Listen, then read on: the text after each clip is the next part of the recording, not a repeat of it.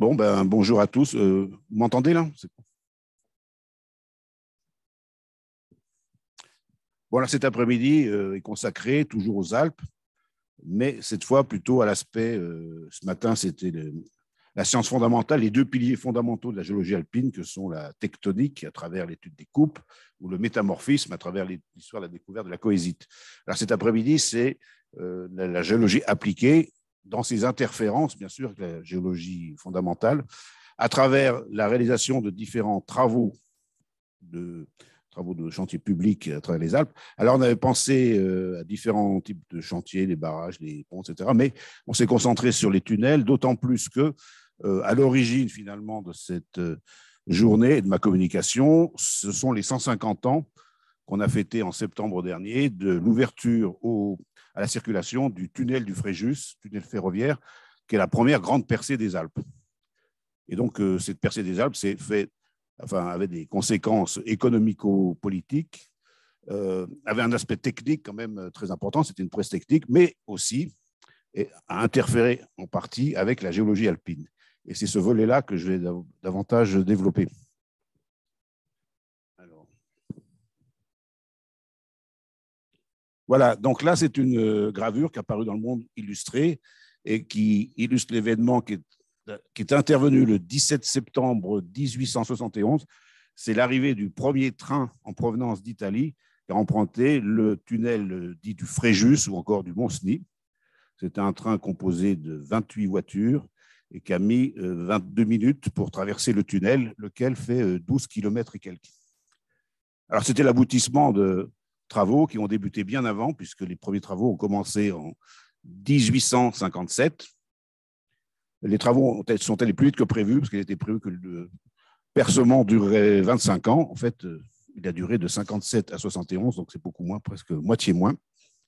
Alors, je vais vous rappeler dans un premier temps, quand même, pour servir d'arrière-plan, quelques repères chronologiques.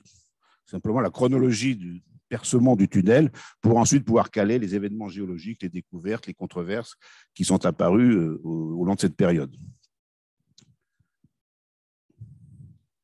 Alors, la première idée pour percer, si vous voulez, les Alpes, la chaîne alpine, remonte à 1832, où un natif de Bardonnèche, qui est un ancien inspecteur des douanes, avait remarqué que le meilleur endroit pour traverser la chaîne se situait entre Bardonnèche au sud et Modane au nord. Alors, je dis au sud et au nord, c'est séparé par la ligne de crête, car à l'époque, cette ligne de crête, qui aujourd'hui est la frontière franco-italienne, n'était pas la frontière franco-italienne, puisqu'on était dans le royaume de Piémont-Sardaigne, et que justement, percer un tunnel aurait pu permettre, enfin on pensait que ça allait permettre de faciliter les échanges entre la province de Savoie, au nord des Alpes, et le Piémont au sud. Ça aurait facilité les échanges commerciaux. Donc, il avait bien étudié son emplacement, puisque au sud de Bardonnèche part finalement la vallée de la Dora Riparia, qui coule en direction de Turin. Donc, et au nord, vous avez la vallée de l'Arc, c'est là où elle se rapproche le plus de la crête, qui coule ensuite vers le nord et ensuite vers Chambéry. Et au-delà de Chambéry, on peut longer le lac du Bourget et éventuellement, en matière ferroviaire, se raccorder, une fois franchi le Rhône, au réseau français. Donc, c'était un point particulièrement stratégique. Le roi Chalherbert a reçu son mémoire, mais n'a pas donné suite. Il faut attendre 1845 pour que ça revienne à l'ordre du jour, car à ce moment-là, la ligne Turin-Gênes est ouverte et le roi de Piémont-Sardaigne et le gouvernement sarde réalisent que finalement Turin se trouve en situation très favorable parce que en partant de Gênes, en passant par Turin, si on arrive à traverser les Alpes, alors on peut se raccorder, encore une fois, au réseau français, mais au réseau suisse et même au réseau alémanique d'autre part. Et du coup, la maison de Savoie pouvait retrouver son rôle qu'elle a toujours joué au Moyen-Âge et même après, son rôle de portier des Alpes, car c'était le seul point où on aurait pu traverser les Alpes s'il y a un tunnel en toute saison et à toute vitesse. Donc, il voit qu'il y a un intérêt économique et pour ce faire, il va appeler auprès de lui un ingénieur belge qui a travaillé, qui s'est illustré dans les chemins de fer, qui s'appelle Mauss, qui travaillait à la ligne Turin-Gênes, et il lui adjoint un géologue qui n'est autre que Angelo Sismonda, professeur de géologie et de minéralogie à Turin. Et il leur enjoint de chercher le meilleur endroit. et de lui faire des propositions. Alors, tous les deux parcourent les Alpes et ils retombent sur la même conclusion que Médaille, c'est-à-dire que c'est le meilleur endroit, c'est quand même entre Modane et Bardonnèche. Mauss est un inventeur, il invente une machine perforatrice, il dit je vais pouvoir m'en servir, sauf que la machine qu'il propose est très décevante aux essais. Et c'est à ce moment-là qu'entrent en scène trois ingénieurs piémontais qui ont été formés à Turin, mais qui ont ensuite parcouru un peu le monde pour savoir qu'est-ce qui se faisait en matière de trains et de technologie pour les trains. Donc, c'est Sommeiller, Grattoni et Grandis. Voilà. En fait, ils sont tous les trois ingénieurs, mais l'ingénieur en chef, celui qui dirigera les travaux, c'est Sommeiller. Et alors, eux constatent que la machine de Mauss ne marche pas et mettent au point une nouvelle perforatrice dont vous avez le schéma en bas. C'est le premier tunnelier, en quelque sorte. C'est-à-dire, c'est un bâti sur lequel sont montées plusieurs perforatrices qui fonctionnent comme des marteaux-piqueurs, c'est-à-dire des perforatrices à air comprimé. Seulement, le problème, c'est qu'il fallait pouvoir amener de l'air comprimé aux perforatrices. Et puisque le tunnel devait faire 12 km, même en l'attaquant par les deux bouts, il fallait pouvoir amener de l'air comprimé sur 6 km, ce qui n'est pas rien. Alors, il dépose un projet qui est examiné par le Parlement, qui sera examiné plus tard par le Parlement de Turin. Parce que, entre-temps, arrivent les événements de 1848, Charles Albert est chassé, et c'est son successeur qui monte sur le trône, Victor Emmanuel II, et surtout son Premier ministre, Cavour, qui décide que c'est impératif de creuser ce tunnel. C'est vital pour les États sardes. Et à ce moment-là, le Parlement vote, approuve la machine inventée par Sommeiller et ses deux confrères, et vote également les crédits pour le percement du tunnel. Et finalement, les choses vont traîner, et il y a une loi en 1857 seulement qui sera votée pour que les travaux puissent commencer. Le gouvernement est autorisé à faire commencer les travaux et à confier la ligne de chemin de fer à la société du chemin de fer Victor Emmanuel. Alors, voilà le projet. Enfin, c'est fini. Hein. Vous avez Bonade, donc, qui est ici à gauche, Bardonnèche à droite. On passe sous le mont Fréjus, d'où le nom du tunnel, qu'on appelle encore tunnel du Mont-Cenis, parce que le Mont-Cenis n'est pas très loin. L'idée, c'est d'attaquer par les deux bouts. Donc, il faut trouver une technologie pour être sûr de se rencontrer au milieu. Avec ceci que l'altitude de Modane n'est pas la même que celle de Bardonnèche. Bardonnèche est 100 mètres plus haut. Et l'idée qui est retenue, c'est de creuser dans le même plan. Alors ça, il y a un système de repères. Et en montant légèrement. Comme ça, si on est dans le même plan et qu'on monte, forcément, on va se croiser quelque part. On est sûr de ne pas se louper. Et deuxième avantage, c'est que si on tombe sur une poche d'eau, elle pourra être évacuée, puisqu'on est en pente, sans noyer la galerie. Donc les travaux vont commencer en 1857, juste après le vote de la loi, et le roi de Victor Emmanuel va venir à Modane pour l'inauguration des travaux fin août. D'ailleurs, dans la foulée, il va aller vers Culose, enfin entre Chanaz et Culose, pour poser la première pierre d'un pont sur le Rhône, parce que dans son idée, il faut non seulement traverser les Alpes, mais se connecter à terme, au-delà du Rhône, au réseau français et au réseau suisse. Alors, je peux anticiper, c'est pas long. Donc, les travaux commencent en 1857. Au début, ça se fait au pic, et puis ensuite, la perforatrice peut intervenir. Seulement, en 1860, intervient un événement politique qui n'était pas prévu, c'est le rattachement de la Savoie à la France. Et par conséquent, la moitié du tunnel passe en territoire français. Mais le gouvernement sarde, qui était méfiant, avait pris ses précautions, et dans le traité qui est signé, il est bien prévu que, 1, la France participera aux frais, 2, la maîtrise de l'ouvrage va rester entièrement aux mains du royaume de Piémont-Sardaigne. Parce que le royaume de Piémont-Sardaigne a peur que la France traîne des pieds, parce qu'évidemment, la France va voir dans l'ouverture de cette ligne une concurrence par rapport au port de Marseille. Gênes va être favorisé par rapport à Marseille pour tout le trafic qui vient de la partie est de l'Europe. Et donc, le Germain Sommeiller, qu'on a vu tout à l'heure, qui était natif de Bonneville, donc de la Savoie, va conserver la nationalité piémontaise pour garder la maîtrise de l'ouvrage jusqu'au bout. Et donc là, les travaux vont se poursuivre. La rencontre des deux galeries se fera le 25 décembre 1870. Et on raconte qu'il n'y avait que 40 cm dans le sens horizontal et 60 cm dans le sens vertical de décalage des deux axes. Donc, c'était quand même une belle prouesse. Sur 6 km de chaque côté, c'était quand même pas mal. Et donc, ensuite, on pose la clé de voûte de l'entrée monumentale qui est du côté de Modane, celle que vous avez vue tout à l'heure en photo. Et donc, on a vu donc, le 17 septembre, le premier train arrive à Modane et ensuite l'ouverture au trafic va se faire dans les semaines qui suivent. Et donc, le tunnel est mis en service donc fin 71. Voilà, donc ça, c'est le cadre, comment dire, chronologique, qui sert de toile de fond à la discussion géologique dont nous allons parler à partir de maintenant. Car ce tunnel s'est trouvé finalement invité en quelque sorte au grand débat qui régnait à l'époque sur la structure des Alpes françaises. Voilà, donc on est effectivement à ce moment-là en plein débat. Alors, pour bien comprendre l'objet du litige, il faut remonter en 1841, la publication de la carte géologique de France. Alors ici, vous avez l'extrait qui concerne les Alpes. Alors, ce n'est pas la carte elle-même, c'est le tableau d'assemblage, mais qui est beaucoup plus facile à lire. Alors, sur ce tableau d'assemblage, on reconnaît donc les Alpes. Ici, c'est ce qu'on appelle nos chaînes subalpines qui sont crétacées, vert et en tertiaire. On reconnaît ici, alors en rose pâle, nos massifs cristallins externes, et qui sont très bien tracés. D'ailleurs, on reconnaît Aiguille Rouge, Mont Blanc en face, on reconnaît évidemment Beldon et le Pelvoux ensuite. Si on compare ce tracé d'ailleurs avec les cartes actuelles, ces chapeaux, il n'y a rien à changer, c'est exactement le bon tracé. De l'autre côté, alors là, on va trouver, j'ai du mal à voir où passer, voilà, l'alignement de ce qu'on appelle les massifs cristallins internes, dont on a parlé ce matin avec le métamorphisme, donc au sud de Doramera, ensuite Grand Paradis, ensuite la suite. Il y a des petites taches vertes, qui sont cartographiées comme serpentines, ce sont nos actuels ophiolites. Mais surtout, ce qui est à remarquer, c'est qu'entre l'alignement des massifs externes, massifs cristallins externes et des massifs cristallins internes, tout est cartographié en bleu jurassique.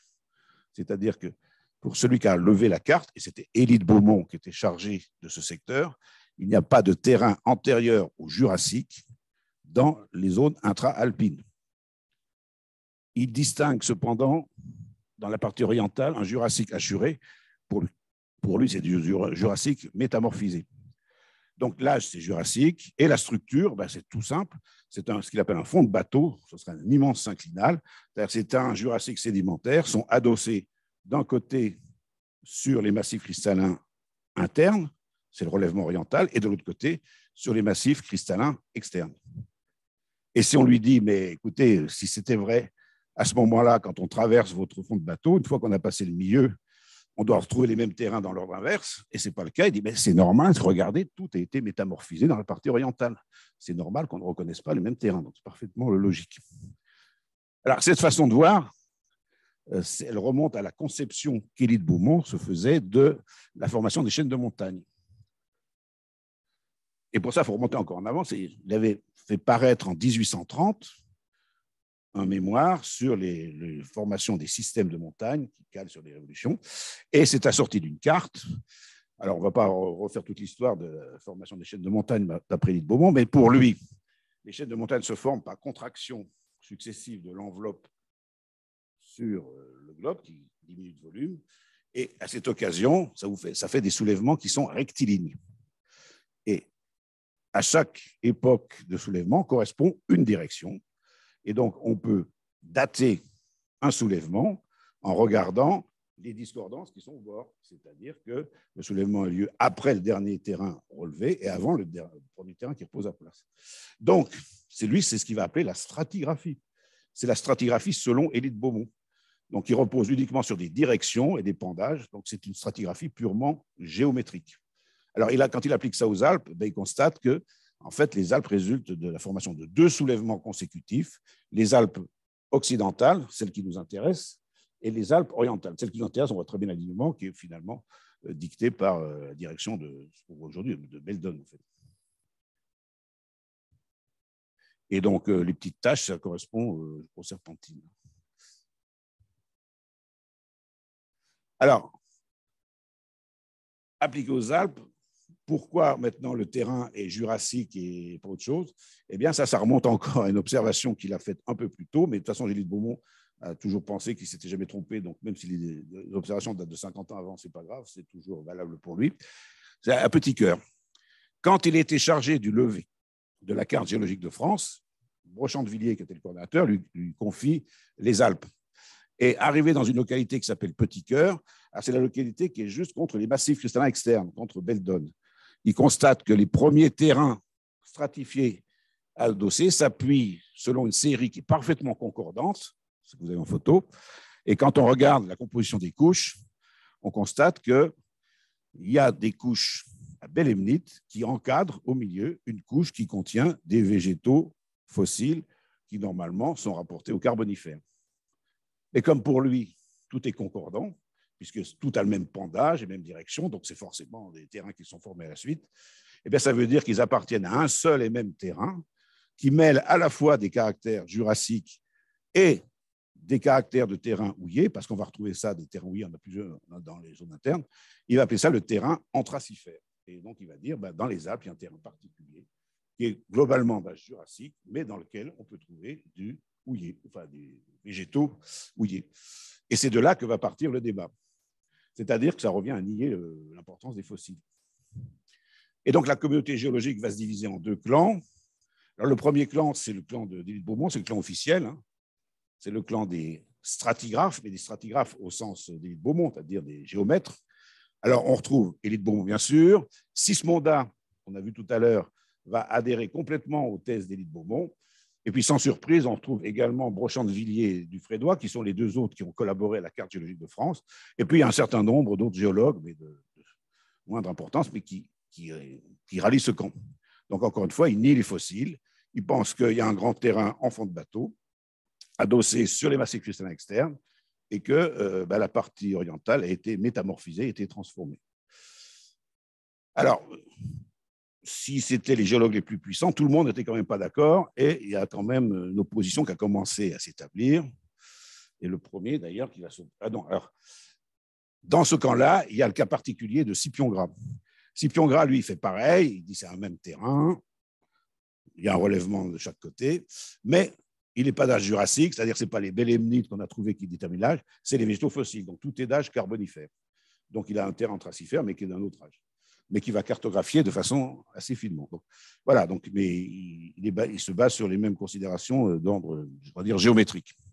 Alors dans le camp adverse, ceux qui conservent la confiance dans les fossiles et qui disent ben non, les couches ont dû être dérangées d'une façon ou d'une autre. Le premier qui va intervenir, c'est Volz en 1830, mais sa réponse ne sera pas bien connue parce qu'il va envoyer une lettre à Guémard et Guémard la publiera qu'en 1840. Et alors, il explique un système un peu compliqué. Il dit ben, si vous posez des couches, ce qui est en bas, bien parallèles, vous les fragmentez, puis ensuite vous les basculez, ben, vous arrivez à une espèce d'interstratification de couches d'âge différentes. Donc, il explique ça par des fragmentations, des renversements de portions de couches. Il dit sur l'étendue comme les Alpes, ça a dû arriver en plusieurs endroits. Donc, première explication. 10 ans plus tard, un autre géologue, Alphonse Favre, de Genève, lui, va observer Petit Cœur et va dire, mais il y a aussi une façon très simple de l'expliquer. On pourrait imaginer un plissement anticlinal, très resserré, très comprimé, qui prend en sandwich évidemment un cœur, et ensuite, si on arrase la charnière, eh ben, ça fait une stratification avec des terrains anciens qui sont coincés entre des terrains plus jeunes. Et puis, il va affiner son modèle, il va le reproposer un peu plus tard, parce qu'il va revisiter plusieurs fois Petit Cœur, mais en expliquant donc les anomalies par la tectonique. Donc, finalement, il y a deux camps. Les stratigraphes qui, pour eux, c'est que les directions, les pendages, et les fossiles ne comptent pas. Et le métamorphisme explique la différence entre un côté et l'autre. Et de l'autre côté, les autres qui disent non, mais c'est la tectonique qui explique, donc c'est la paléontologie qui compte. Donc, par la tectonique, on peut l'expliquer. Mais c'est important pour la suite de l'histoire, finalement, de la géologie des Alpes, parce que ça va revenir à opposer les tenants du métamorphisme aux tenants de la tectonique. Et comme il y a un camp qui va gagner, ben, l'autre va être évincé. Alors, les discussions perdurent, continuent. Ça envahit un peu, ça dépasse le cadre évident de la France. Alphonse Favre, qui a raconté l'histoire, disait mais à l'époque, c'était épouvantable. On ne pouvait pas aller à un seul congrès scientifique sans que ça vienne sur le tapis et que ça divise et que ça prenne la place de toutes les discussions. Un peu comme dans le dessin de Carandache sur l'affaire Dreyfus, n'en parlons pas, ils en ont parlé. Donc ça mettait en l'air tous les... Et en 1855, c'est-à-dire on est à ce moment-là 2 ans avant l'ouverture du tunnel, Albert Gaudry est chargé par la Société géologique de France, les secrétaires à ce moment-là, de faire le point sur la question. Et donc, on est en 1855. Il va recenser 83 articles ou mémoires qui traitent de la question. Donc, c'est absolument considérable quand on pense qu'à l'époque, les publications scientifiques, il n'y en avait pas autant qu'aujourd'hui. Et puis, il y en avait moins qu'aujourd'hui. Et puis, alors, parler de la géologie encore moins. Et puis, parler de la géologie des Alpes encore moins. Donc, ça prouve que ça occupait les esprits. Et beaucoup plus, d'ailleurs, que par écrit, puisqu'on en parlait dans les congrès. Alors, 2 ans plus tard, commencent les travaux. Et pour les travaux, on va faire appel à des géologues pour étudier le secteur du tunnel. Et donc, la Chambre d'agriculture de Chambéry, qui voit évidemment l'intérêt économique qu'il va y avoir, demande à Gabriel de Mortillet de faire une étude des terrains qui vont être traversés par le tunnel. Et Gabriel de Mortillet fera son étude en 1956, mais ça sera publié 2 ans plus tard, en 1958. Donc, il décrit les terrains. Parallèlement, non, ben c'est les Chambériens. Mais ils sont en Savoie à l'époque. Ben, c'est-à-dire que la Savoie avait intérêt, enfin, ne voulait pas être séparée. La capitale était Turin. Donc, c'est les Chambériens qui voient l'intérêt de mieux communiquer avec Turin. Ah non, mais Gaudry, il est français. Lui. Ah ben, et tous, ben, à commencer par l'île de Beaumont. Mais là, la Chambre de commerce veut une étude locale, simplement, de l'emplacement du tunnel. Donc, Gabriel de Mortillet, alors à l'époque, Gabriel de Mortillet participait au second débat en tant que Gabriel de Mortillet. Alors, lui, était du camp, il a d'abord commencé dans le camp d'élite de Beaumont. Il a même prétendu à un moment donné avoir trouvé un terrain où il trouvait, c'était à la fois une bélémnite et à la fois un végétal fossile. Donc, il dit, ben, c'est bien la preuve, c'est le même terrain, ce qui était absurde puisque les bélémnites sont marines et les végétaux étaient terrestres. Donc, il n'y a plus de chance. Il reconnaît son erreur, donc il va rallier le camp des paléontologues. Simplement, lui va expliquer, alors une autre explication tectonique, il dit, ben, il y a des terrains houillés dans les zones intra-alpines, mais c'est tout simple. C'est des trouées, c'est-à-dire c'est du socle houillé qui est ressorti à travers les couches sédimentaires, comme on dirait aujourd'hui une fenêtre tectonique. Donc lui, il va faire une étude. Et parallèlement, le service géologique piémontais va demander à un de ses ingénieurs, qui vient d'être nommé à Chambéry, Hippolyte Lachat, de faire lui-même aussi une étude. Et Lachat va rendre dans ses manuscrits, Lachat, ça n'a jamais été publié, enfin ça a été publié comme ça, j'ai retrouvé ça aux archives départementales Haute-Savoie. Donc il fait une petite carte, en haut il fait une coupe. Alors lui, on voit qu'il est partisan de l'île de Beaumont, c'est-à-dire qu'on est dans le relèvement oriental, donc on est de l'autre côté du Saint-Quentin, tout se relève, et le tunnel va traverser ces couches, et puis il fait une carte en dessous, et donc il détermine les différentes couches qui vont être traversées. Et alors, quand on regarde les descriptions qu'ils donnent, ben, c'est à peu près la même chose. C'est-à-dire qu'en fait, ben, ils ont décrit, ils sont passés au-dessus, et puis ils ont projeté par projection, par extrapolation, ils ont déduit ce qu'il pouvait y avoir en dessous. Donc, les coupes ne sont pas très différentes, les nominations sont parfois un peu différentes, mais il y a toujours le même niveau de quartzite qui, par exemple, est toujours repéré. Donc, en fait, ça n'apporte pas grand-chose au débat général. Simplement, ça précise un point de géologie très local. Mais le but n'était pas de refaire l'histoire des Alpes. Mais ce n'est pas très aidé non plus par le débat, puisque, encore une fois, Gabriel de Mortillet est dans un camp et puis Lachat est dans l'autre. Il voit la même chose. Parce qu'on a eu très, très localisé. Alors, les choses vont commencer à bouger en 1859. Parce qu'il y a 3 événements concomitants pratiquement, qui vont intervenir entre 59 et 60. Premièrement, c'est la découverte du Trias dans les Alpes. Alors que Beaumont disait que non, il n'y a rien d'antérieur au Jurassique. Donc, c'était découvert d'abord par Fournet, qui est un géologue de Lyon, et puis c'était confirmé par Alphonse Favre, découvert partout. Mais ça, c'est général dans les Alpes. Et plus spécialement dans la région qui nous intéresse, on va découvrir en 59 à Montricher des numulites, et au pas du Roc, un peu plus loin, des fossiles de l'infralias. Alors là, associer des bélémnites, des végétaux fossiles, et puis maintenant des lumulites, et puis de l'infralias, j'ai envie de dire, le fond de bateau commence à prendre l'eau. Et du coup, ça pose un problème, c'est-à-dire, du coup, s'il y a tout ça, comment les couches sont-elles disposées? il semble à première vue que une disposition monoclinale ne va pas rendre compte de tout. Parce que si on regarde la succession, on va avoir des couches à nummulites, dessus le Jurassique, dessus l'Infralias, et puis dessus encore toutes les zones internes. Donc, on est en ordre inverse.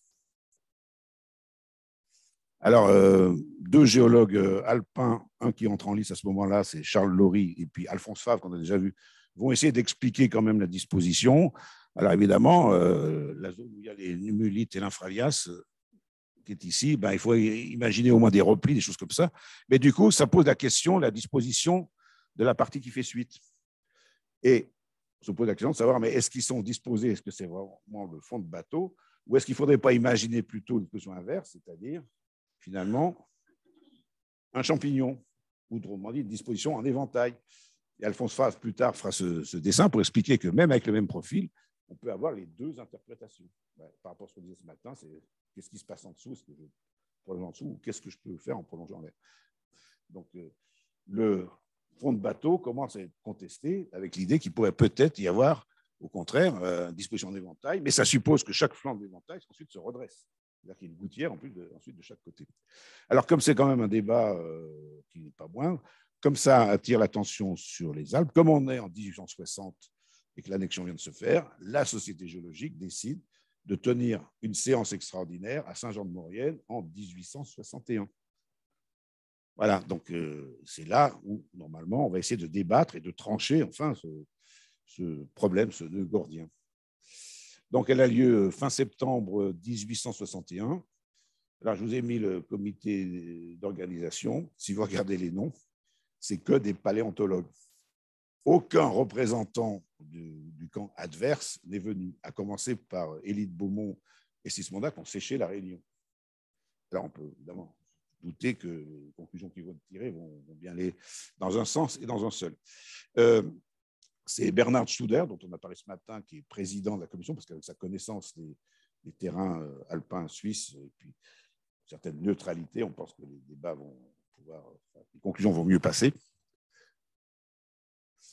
Alors, beaucoup d'excursions, plusieurs excursions vont être projetées, mais on va surtout s'intéresser, pour nous, parce que ça nous intéresse, à une excursion qui va se faire entre Saint-Jean-de-Maurienne et Saint-Michel-de-Maurienne. C'est là où il y a les nummulites, l'Infralias, pour voir comment, est-ce qu'il y a des plis, est-ce qu'il y a des replis, est-ce que c'est toujours monoclinal.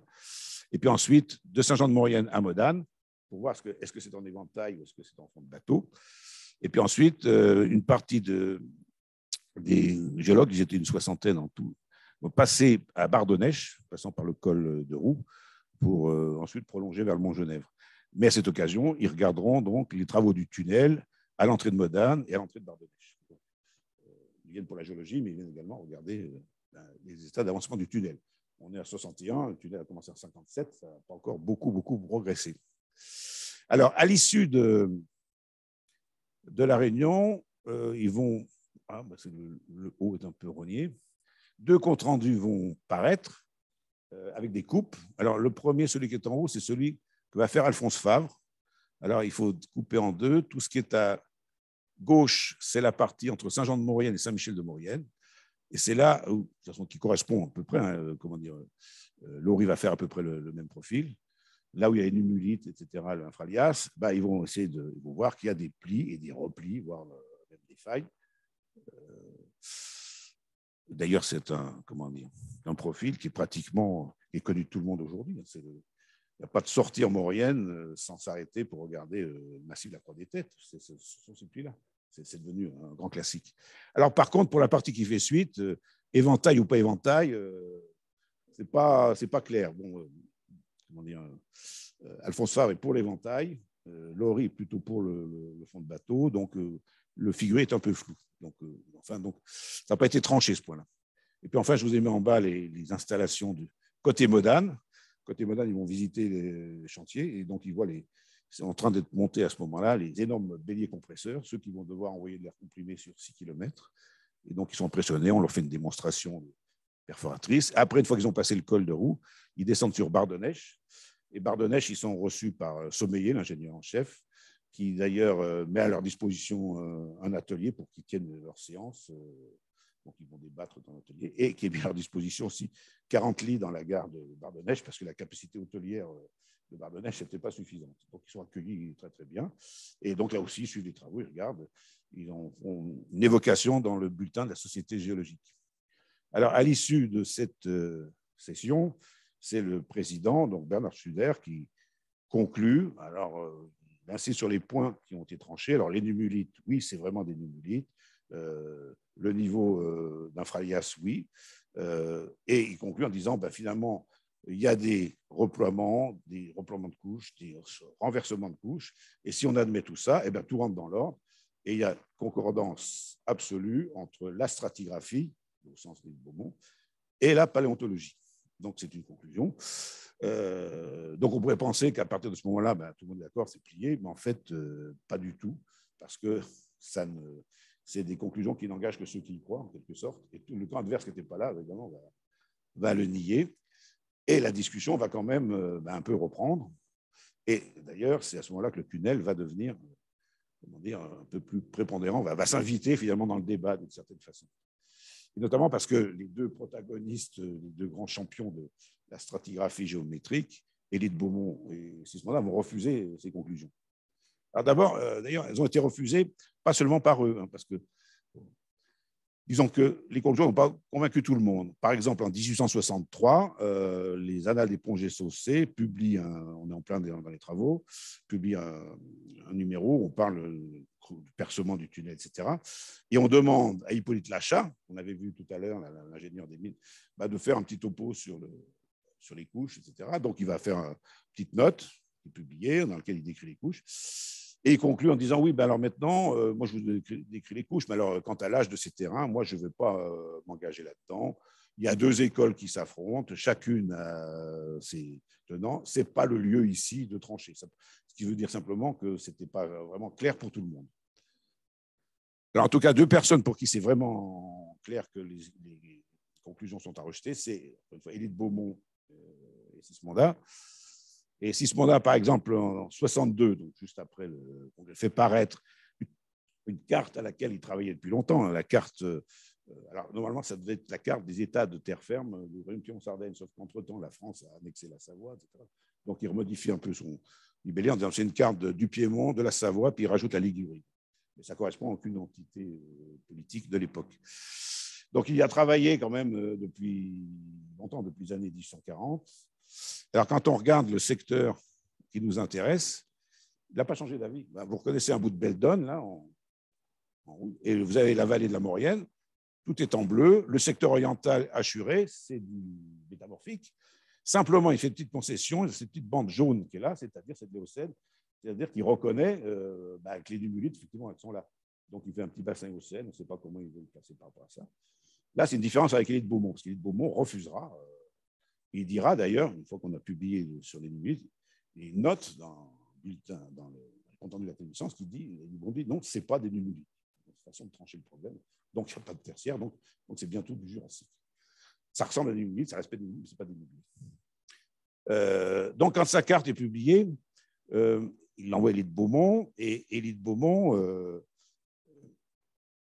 on voit qu'il va être à la manœuvre, parce que une fois qu'il l'a reçu, alors je vais voir si j'arrive à lire, bon, il le remercie pour avoir reçu sa carte, il dit, c'est très beau, c'est un ouvrage qui fera date, etc. etc.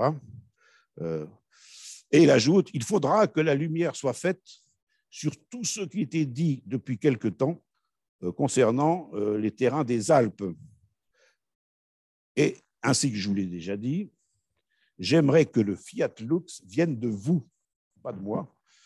Et pourquoi? Comme ça favorisera votre candidature quand vous voudrez être membre étranger de l'Académie des sciences.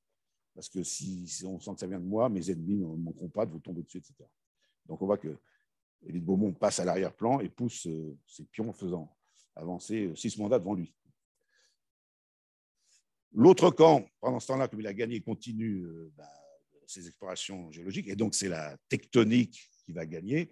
Et Charles Laury va devenir le grand maître de la structure des Alpes.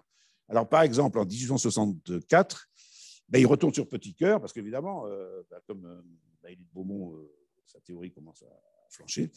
Il étudie Petitcœur, il voit qu'il dit ben non, c'était très mal vu. En fait, c'est parce que ce n'est pas une vraie stratification, c'est une fausse stratification. Simplement, il y a un jeu de failles qui a coincé comme ça un morceau de terrain paléozoïque en plein milieu du terrain jurassique, et donc ça s'explique très bien par la tectonique.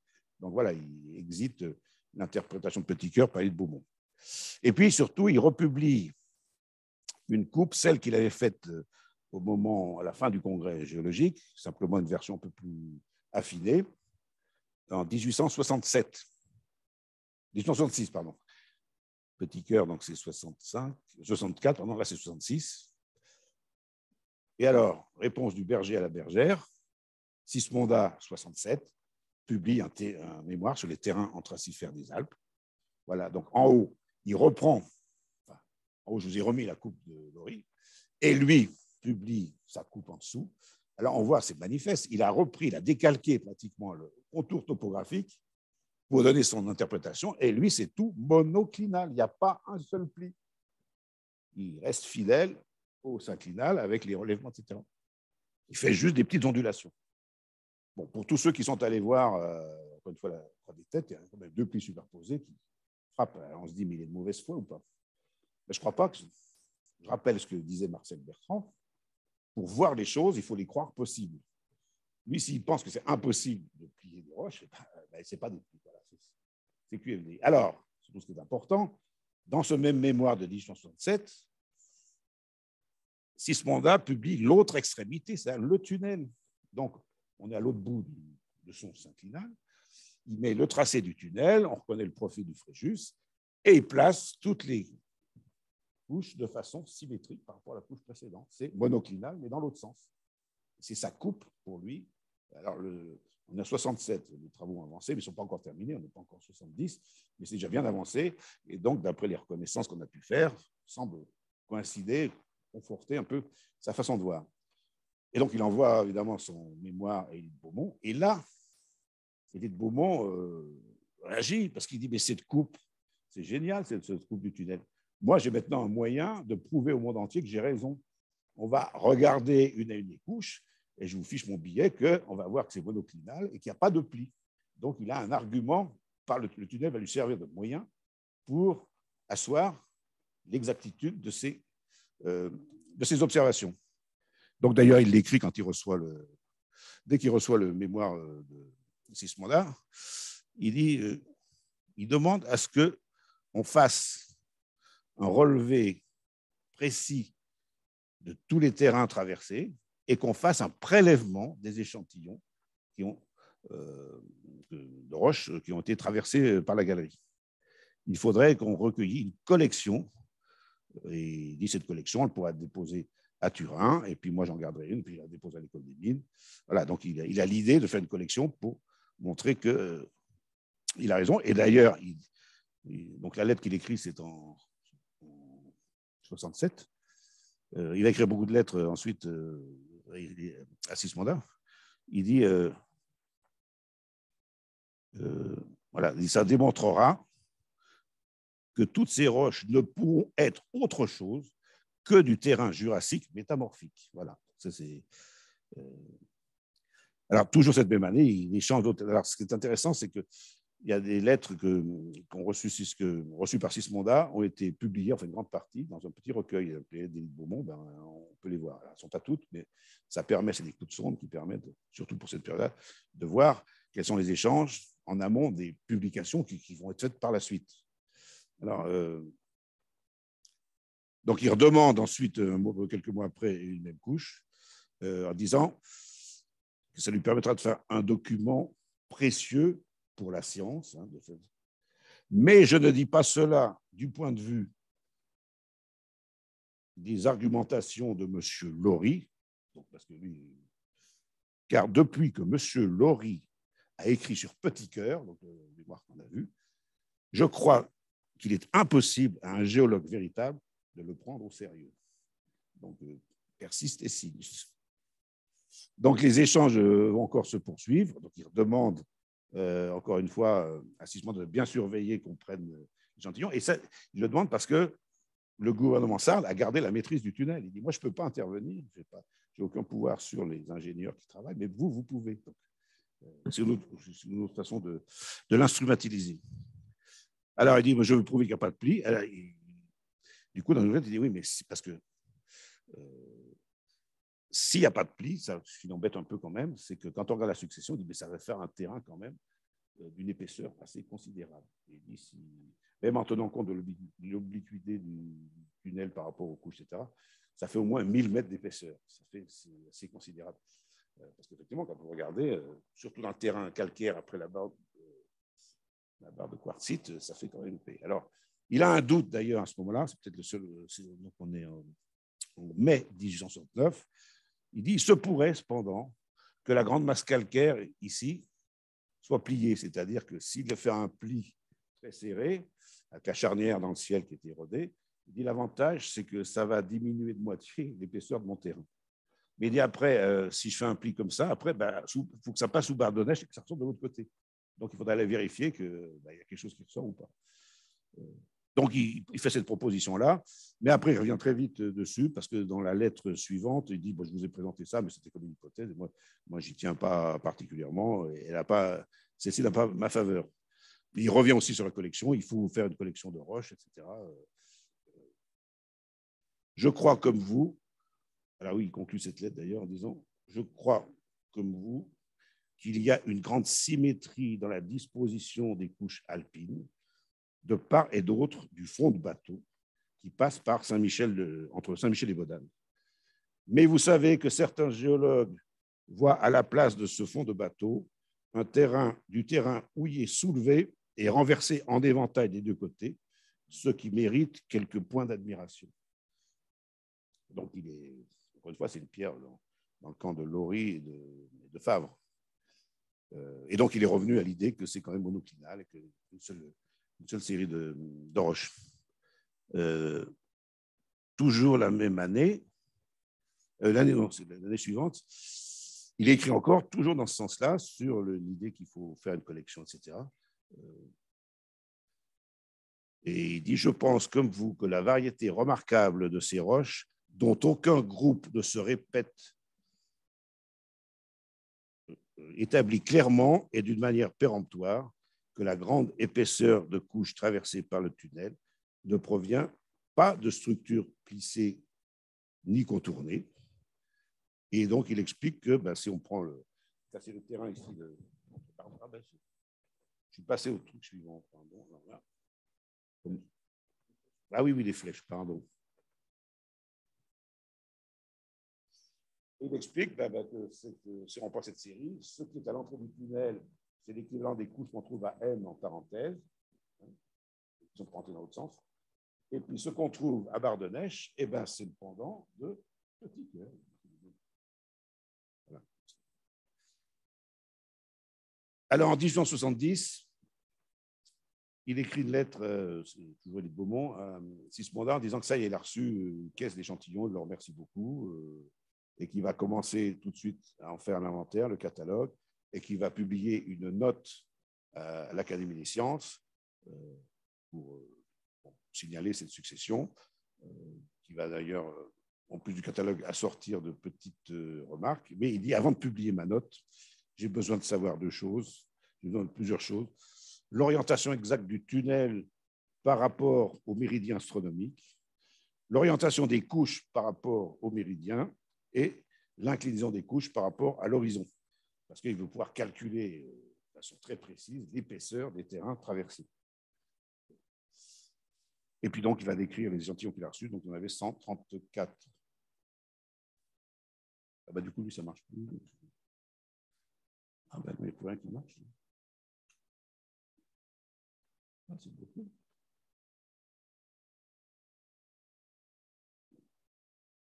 C'est ce qu'on a vu tout à l'heure. Voilà. Donc, le mémoire va paraître en 1870. Alors, je vous ai mis en haut, tout simplement en note, c'est les calculs que Élie de Beaumont a fait, c'est le polytechnicien qui ressort pour bien montrer son calcul d'épaisseur. Donc, il y a la trigonométrie, il est content. C'est un calcul assez compliqué, mais bon, il est à son affaire. Et en bas, un extrait du catalogue qui montre que les descriptions pétrographiques qui montre que les descriptions pétrographiques sont très, très rigoureuses, très précises. Ils sont pas forcément. C'est pas parce qu'il est animé par des idées théoriques fausses que c'est pas un bon observateur pour autant. Donc c'est un premier mémoire qui paraît, mais il n'a pas encore reçu tous les échantillons, donc il redemande la suite à Sismonda, sauf qu'on est en 1871 et que, bon, ben, en 1871, il y a des événements qui secouent la France, et en particulier Paris. Donc, en juin suivant, il n'a toujours pas reçu sa caisse d'échantillons. Mais finalement, il va la recevoir. Mais il lui demande, alors à ce moment-là, avant de recevoir, il dit « Je me souviens d'avoir lu quelque part un mémoire de Monseigneur Rendu, alors il était chanoine Rendu, celui qui s'occupait des glaciers à un moment donné, qui avait décrit, alors dans la région de Moutier, c'est ça qui l'embête un peu. Ah oui, alors ça, c'est les terrains qui donnent dans le. Une série de couches traversées par des troncs d'arbres qui sont disposés pratiquement perpendiculairement. Mais voilà, ces troncs d'arbres sont très intéressants parce qu'ils donnent la polarité de la couche. Donc, il dit, si on trouvait dans la série du tunnel des troncs d'arbres dans les couches, ou si dans le même secteur on trouvait des couches, on pourrait savoir si vraiment c'est renversé ou pas renversé. Sauf qu'ici, bon, bah, c'est dans la région de Moutier et qu'apparemment, on n'a pas trouvé dans le massif du Fréjus, puisque dans le mémoire qui va paraître, juste après, donc, il y a la suite des descriptions des roches. Et puis, bon, il y a une petite note qui explique les travaux de Rendu. Donc, il n'a pas trouvé mieux que Rendu pour essayer de justifier que ces couches ne sont pas renversées, mais que la polarité est bien une polarité normale. Voilà. Alors, les deux notes vont être publiées ensuite, vont être rassemblées dans un tiré à part. Et là, Élie de Beaumont écrit, c'est toujours pareil, toujours la manœuvre. Il écrit à Sismondi en disant, mais ce qui serait bien, c'est que ce tiré à part, vous l'envoyez un peu partout. Parce que d'abord, il ne faut pas le faire quand il est chaud, on parle encore du tunnel. Et puis, je pense que, venant de vous, ça sera mieux reçu par les géologues suisses et dauphinois que si ça venait de moi. Et parallèlement à ce tir à part, il y a l'abbé Moignot qui dirigeait la revue, un journal qui s'appelle Le Monde, qui va publier, à la demande d'Élie de Beaumont d'ailleurs, les deux mémoires, plus le mémoire de Sismonda qui contient donc la coupe du tunnel pour vraiment enfoncer le clou et dire, assurer le fait qu'il a raison. Donc ça, c'est en 1871. 1872, on va encore parler du tunnel, des roches du tunnel, dans deux publications, une d'un géologue italien, Gastaldi, alors lui qui décrit la succession des couches, mais il y met tout, c'est tout du silurien, du cambrien. Il les classe toutes dans le terrain paléozoïque. Ce à quoi va répondre Gabriel de Mortillet, dans un autre mémoire, dans lequel, d'ailleurs, Gabriel de Mortillet va régler ses comptes dans ce mémoire. Il va dire, quand on regarde maintenant que le tunnel est percé, j'avais raison, parce que toutes les provisions que j'avais faites, elles sont vérifiées. Deux, il s'en prend à Sismonda, il s'en prend à Gastaldi. Il dit, je ne comprends pas que deux minéralogistes, géologues qui siègent tous les deux à l'Académie de Turin puissent avoir des idées aussi opposées que ça. Et puis après, bon, le tunnel du Fréjus sort de la littérature géologique, on n'en parle plus. Simplement, en 1874, Amédée Burard va faire un ouvrage de vulgarisation qui s'appelle Géologie de la France. Et là, on a une lettre d'Élie de Beaumont en réponse à une lettre de Sismonda qui s'inquiète un peu parce que dans la Géologie de la France, Burard donne bien le profil du tunnel, effectivement, comme c'est ce qui est en haut, avec une perspective en cavalière. Mais en dessous, il donne une coupe avec des replis dans la région près de Saint-Michel. Alors, il dit, mais alors quoi? Alors, Élie de Beaumont lui répond, il ne faut pas vous affoler parce qu'en fait, M. Burard, bon, qui donne c'est bien, je crois qu'il y a des intérêts dans les compagnies d'exploitation des houilles et qu'il est obligé de faire du véritable houiller dans les Alpes, sinon les actions des compagnies vont perdre de leur valeur. Bon, c'est une façon vraiment justifier que c'est quand même lui, Élie de Beaumont, qui a quand même raison, que c'est un argument contrario. Et alors, il termine sa lettre, qui date de 1874. Où est-ce que je l'ai? Voilà. Oui, elle date du 12 septembre. Je m'en tiens à ce sujet, donc il revient à ce que j'ai dit, de concert avec vous, à l'occasion du tunnel du Fréjus. Il finira bien par se trouver quelqu'un qui étudiera à fond cette région et ne manquera pas de nous donner raison. Donc, il écrit ça le 12 septembre, 1974, et 6 jours après, il mourrait. Donc voilà, donc il est resté jusqu'au bout, comment dire, fidèle, mais même entêté. Et à partir de là, le combat va cesser de combattants, parce qu'il n'y a plus que eux qui étaient accrochés à cette histoire-là. Sismonda va disparaître 4 ans après Beaumont, mais il ne va rien publier sur la géologie des Alpes. Et à partir de là, la géologie va suivre son cours. Simplement, on peut remarquer que le triomphe des paléontologues va permettre à la tectonique de se mettre en place et de triompher, de voir tout ce qu'on a entendu ce matin. Mais du coup, ça va se faire en tournant le dos au métamorphisme et à la pétrographie. Parce que le camp des stratigraphes se servait de la pétrographie pour justifier tout ce qui ne collait pas. Et donc, à ce moment-là, on a dit on n'a pas besoin du métamorphisme. Charles Laurie a dit mais le métamorphisme, ça n'existe pas. Il y en a qui veulent nous parler du métamorphisme. Le métamorphisme était trop compromis, trop discrédité. Et il va falloir attendre les années 1890 pour qu'ils reviennent par les études de Zachernia et autres. C'est-à-dire, tout se passe comme si personne n'avait pu penser qu'il peut y avoir l'un et l'autre. C'est tout le problème de l'explication unicausale. Si j'ai ça qui m'explique tout, ce n'est pas la peine que ça s'appelle autre chose. Voilà. Alors, épilogue. Je ne sais pas ce qui est devenu la collection de l'école des mines. Peut-être que Lydie Tourelle le sait, en tout cas. Elle n'est pas montrée, c'est sûr. En revanche, le double qu'avait fait Sismonda, elle existe encore. Elle est exposée au musée d'histoire naturelle du Piémont. Je l'ai sur leur site, et voilà, il y a un échantillon qui est mis. Et je pense que l'étiquette, d'ailleurs, est de la main de Sismonda elle-même. Donc, eux, ils ont. Oui. On verra pas, parce que je suis presque fini. Alors,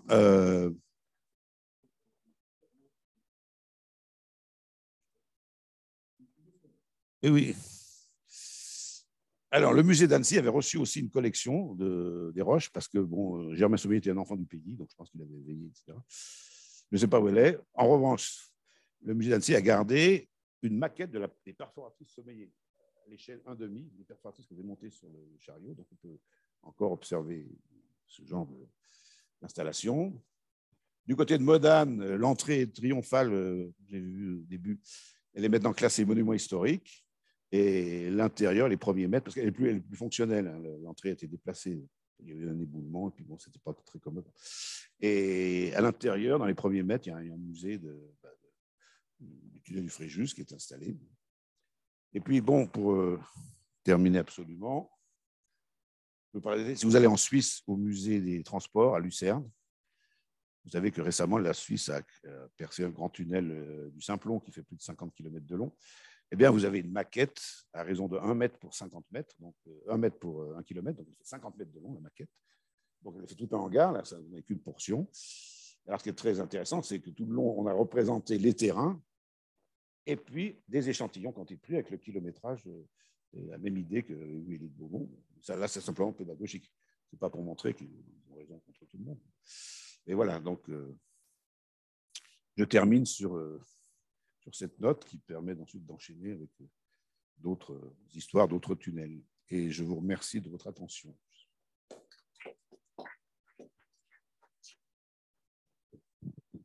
Une brève question. Comment faisait-il pour se repérer, pour prendre la bonne direction? Théodolite, tout bêtement? Alors,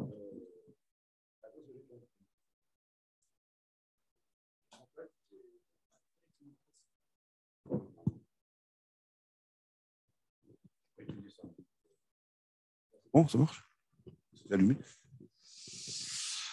Donc, Sommeillet avait fait installer une série de repères sur la montagne. Ces repères devaient être alignés entre eux, donc je ne vois pas de triangulation. Et ensuite, avec des repères sur la vallée, sur l'autre versant de la vallée, côté Modane et côté Bardonnèche.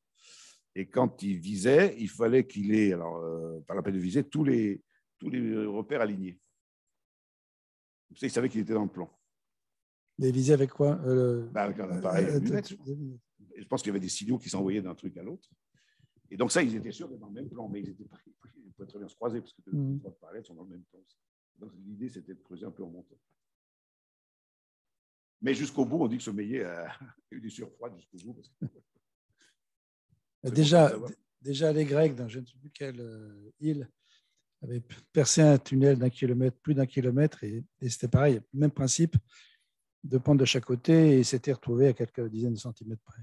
Ah oui, je pense que c'était un bon plan. Bah, c'était 2000 ans auparavant. Hein. Oui. Eric ?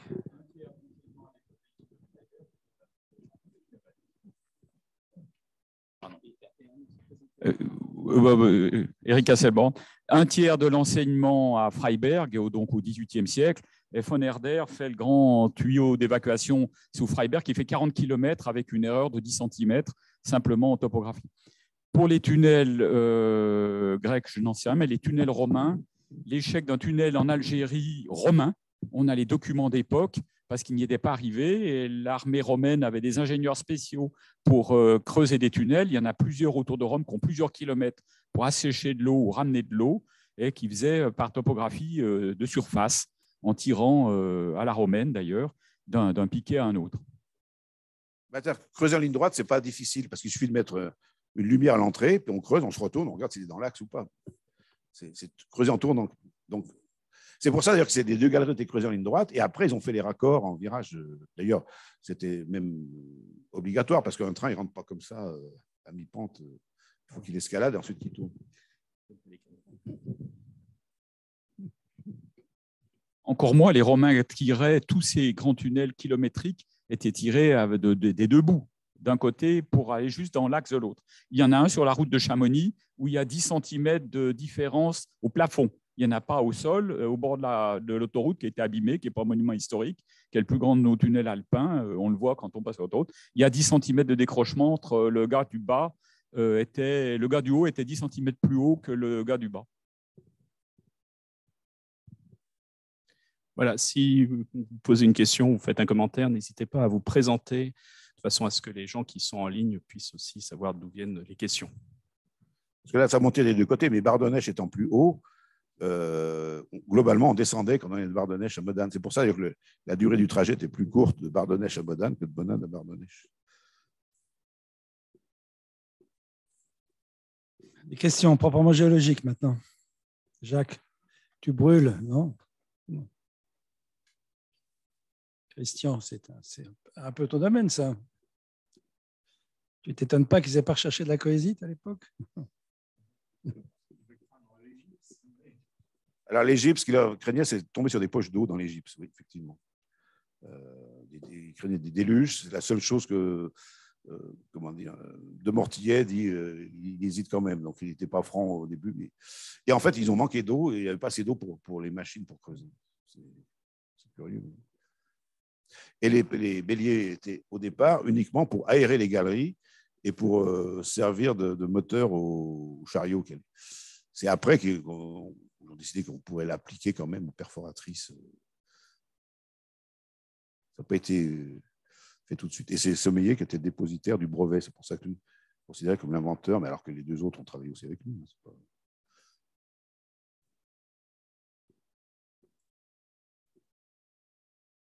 Bon. Alors, Sommeiller a deux statuts parce qu'il paraît que c'est une commande qui avait été passée à l'État et qu'il y a un bug administratif. On en a livré deux. Et donc, il y en a une qui est à Annecy et l'autre qui est à Saint-Jouard, dans sa ville natale. Merci encore.